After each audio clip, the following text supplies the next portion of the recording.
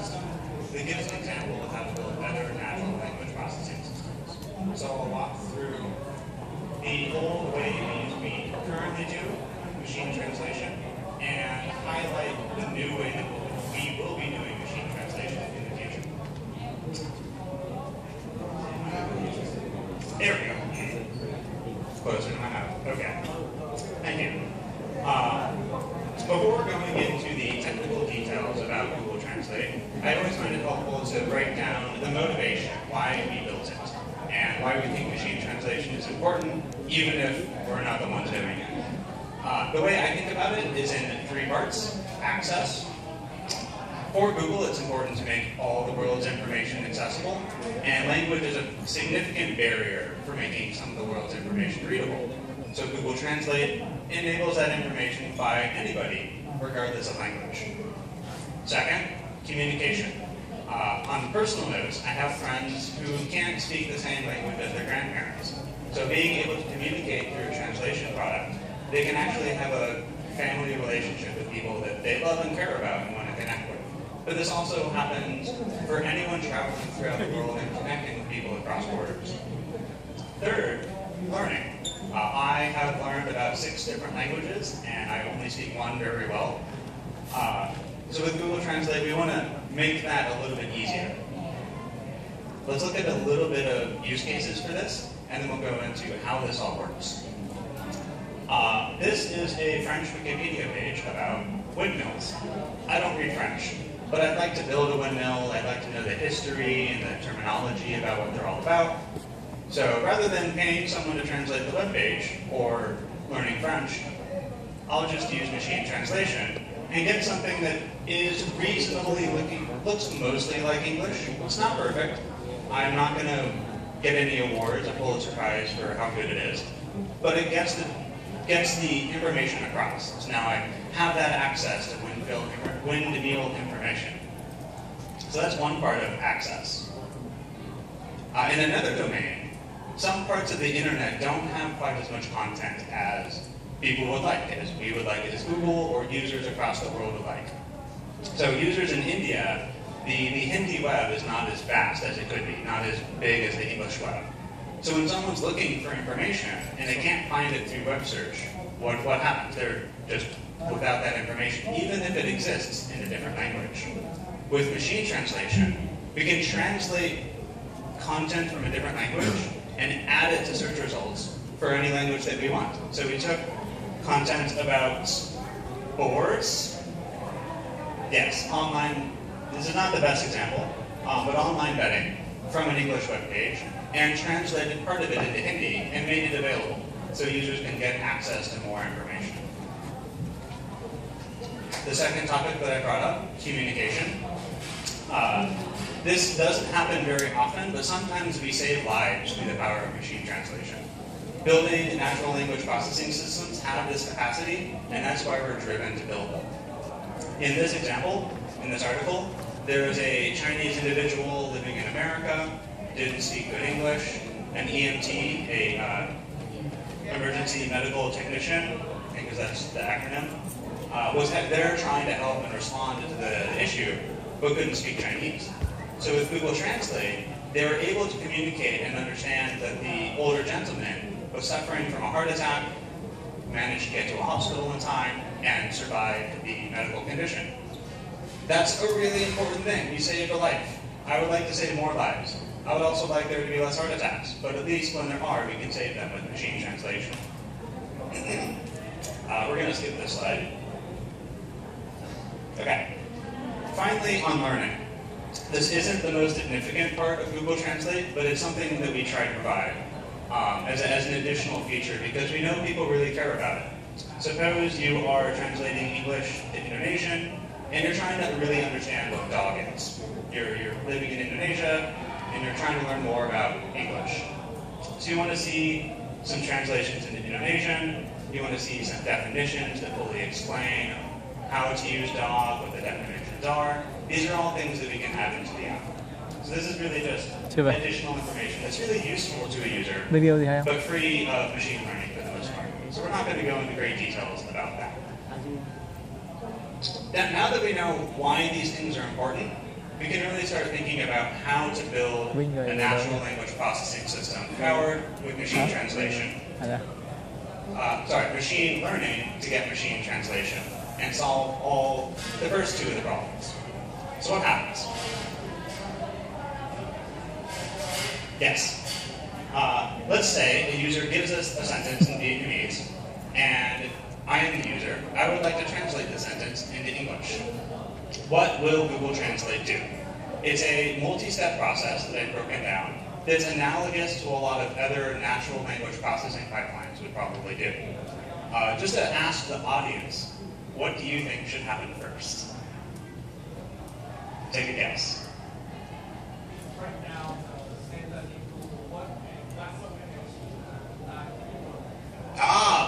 Wow, the second step is more complicated than what we do.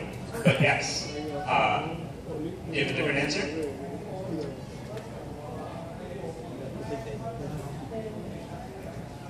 Okay, so I got two answers.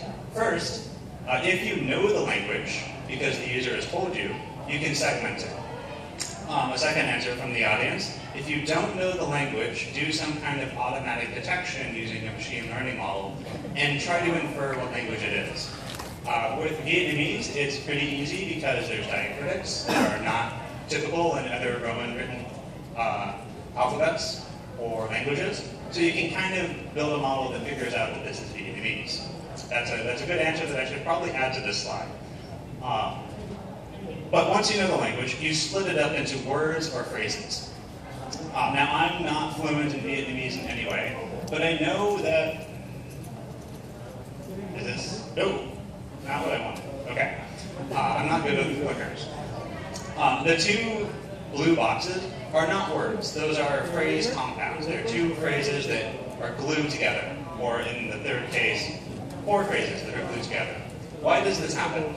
This happens because when we learn phrase-by-phrase translations, these pairs of words often translate together to either one English word or a structured English pair of words. For example, New York City is a phrase. It's a very solid phrase that always translates the same way to some other phrase in a different language. Or the United States, the names of cities, the names of movies, these things become phrases all on their own. They work like words, but they're not exactly words. So our model can learn this based off of just observing lots of data. And I'll give some details about how that learning happens.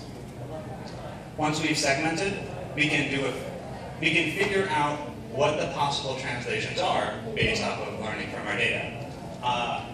Sometimes we have a really good, we call this a phrase table.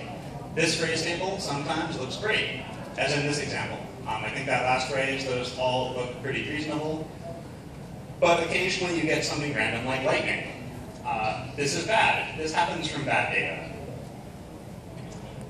If we then go through all the other four phrases that came through segmentation, we can see the alternatives that our phrase table has for those words, along with metadata like the frequency of that translation, contextual information, like if this phrase translates to option number 2, it requires some other phrase to be in the sentence. You can encode all kinds of probabilistic information that you get from your training data.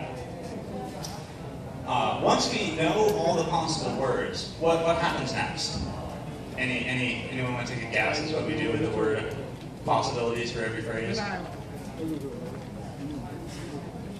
Find the sentence, essentially. You want to walk through these combinations of words and get a sentence. For Vietnamese to English, the answer is yes. For some language pairs, we have to do something that we call reordering. For example, if we take this Vietnamese sentence and translate it to Japanese, we actually have to reorder the words pretty dramatically. The verb, which I think is that in that third green box, the verb in there has to be at the end of the sentence. The one language, you have to flip those two phrases and do a bunch of other rewrites. So we have a model that tries to approximate and understand this, and we call that reordering. And that's represented by just some probability distribution that a machine learning model can optimize for us automatically. So we do the reordering, and then we combine the words and look for sentences that both translate every word in the original sentence and looks like a good English sentence. The third option, some, never, all. That is a terrible translation. It doesn't sound like good English, but it does cover all of the different phrases, if I added them correctly.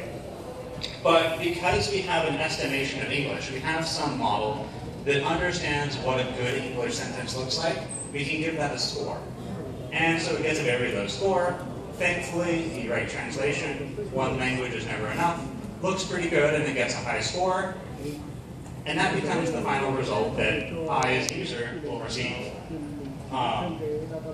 To give some math to this, I'm not going to go into details about this math too much, because I don't like talking about math in 15 minutes. But we can break this down into 3 parts, which summarizes what I just talked about. You have a model, a distribution that represents a segmentation, splitting raw text into words or word pieces. Then you have a probability that represents translating one phrase to another phrase between 2 languages. Finally, you model the reordering of a sentence, you have the distortion.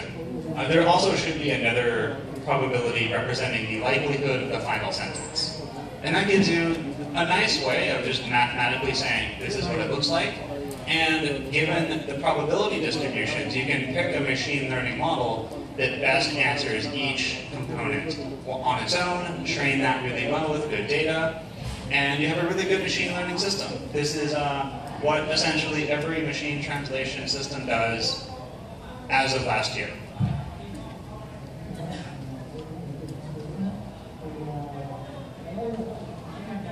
There we go. So how do we learn those distributions? Okay, cool. Let's look at a very simple but very illustrative example of training data. Suppose we want to build a Chinese to English translation model, and we know nothing about English or Chinese. We just know that there's words, and they use Unicode characters, and we're given a menu. What can we learn? Looking at the menu and staring at it for about an hour, we can find out that this Chinese phrase, which I don't know how to pronounce, always translates to egg drop in this menu. So with a very high likelihood, we can say, that's a phrase pair. Whatever that Chinese word is, regardless of how it's pronounced or what it really means, in English, always associates with egg drop. If we look for more regularities, more patterns, we know that G, if I remember how to pronounce that orange box, always associates with chicken in this example, in this training pair. So we can walk through the document again and again and find sequences of tokens, of characters or words or phrases that always associate with each other. And that gives us a phrase translation dictionary. Looking at more, we have this green box. I have no idea how to pronounce that, but that probably means cream corn. Then finally, soup. Sometimes things aren't 100% likely. We'll find out that things don't always have a corresponding phrase in the sentence that we see. So we see item 60, there's soup in the English side, but there's no character that we think means soup on the Chinese side.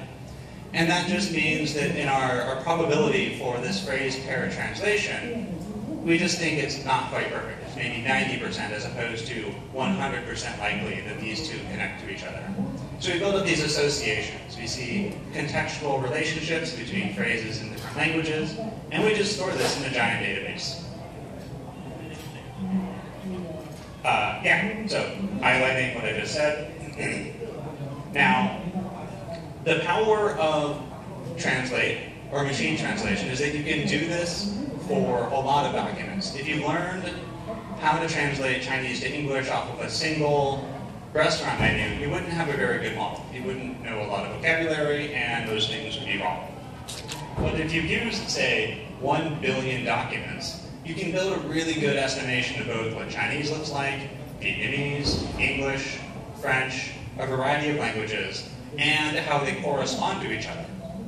So we use as much data as we have access to for any language pair we want to support. And that's what powers Google Translate today's admin. So let's text. Give the text to Google Translate. We can translate it with another neural network. and then finally emit French text, and it'll even speak it to you using a neural network. So these are all different use cases and applications of neural networks, trained on different kinds of data, but you can chain them together one network at a time, connect the inputs and the outputs, and you get a really sophisticated system that's really powerful. If you want to be even more ambitious, you can connect all of those networks into one, which is something Microsoft has done, but that is much more computationally extensive and harder to train. We like separate systems that are easy to train independently, because it actually makes the engineering process so much more straightforward. All right, finally, I've talked about two broad ways of doing machine translation, and at a high level, natural language processing. One was a statistical maximum likelihood probability distribution representation thing based off of lots of data. The other is using neural networks that understand all of the different components in your probability distribution all at once. But what happens after this? The neural network thing has happened recently in the last couple of years, but what happens in 5 or 10 years for machine translation and other NLP process? We don't know. It's really hard to predict what the new approach for machine learning will be, but we hope to stay at the forefront and share what we find out is the future of any kind of natural language processing system, and hopefully make it accessible so any other team can build a similar system. But while we do that and we look forward to the future, it's always good to reflect finally on why we do this. I do this, and many other people on the team do this, because it enables real human connections. This picture was sent to us directly by, one of them is Pakistani and one of them is Indian.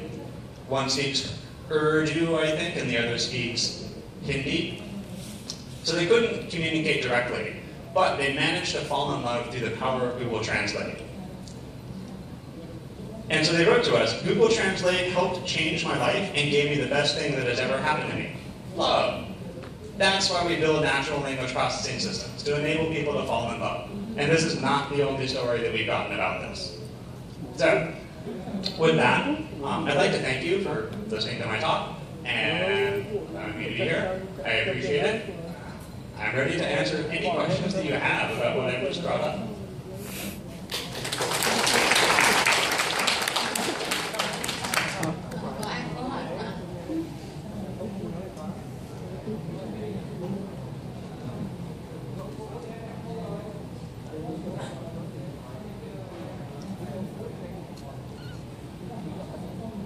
Có ai có câu hỏi cho anh Steven không ạ? Các bạn có thể.